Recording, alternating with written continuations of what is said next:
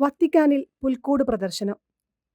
എല്ലാവരെയും വത്തിക്കാനിലേക്ക് ആലിംഗനം ചെയ്ത് സ്വീകരിക്കുന്ന മാതൃകയിൽ ബെർണിനി വിഭാവനം ചെയ്ത സ്തൂപ സമുച്ചയത്തിനുള്ളിൽ 32 രാജ്യങ്ങളിൽ നിന്നുള്ള 132 പുൽക്കൂടുകൾ പ്രദർശനത്തിനായി തുറന്നുകൊടുത്തു.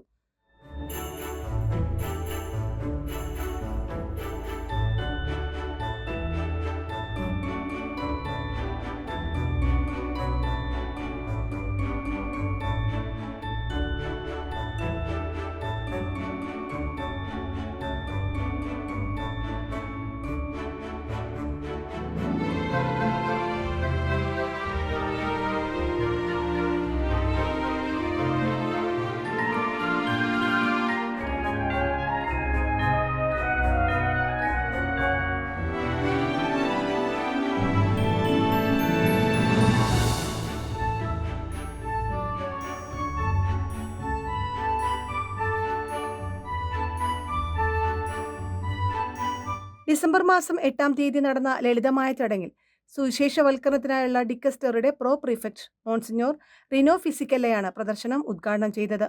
തികച്ചും സൗജന്യമായ പ്രദർശനം 2026 ജനുവരി 8 വരെ തുടരും.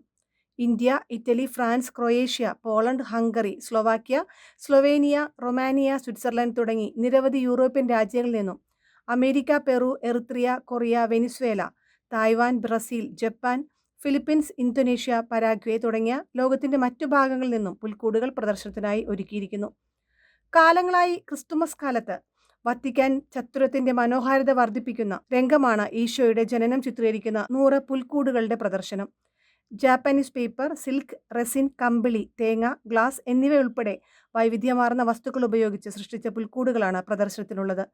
എല്ലാ ദിവസങ്ങളിലും വൈകുന്നേരം 7 മണി വരെ പൊതുജനങ്ങൾക്ക് പ്രദർശനം കാണുവാൻ അവസരമുണ്ട്.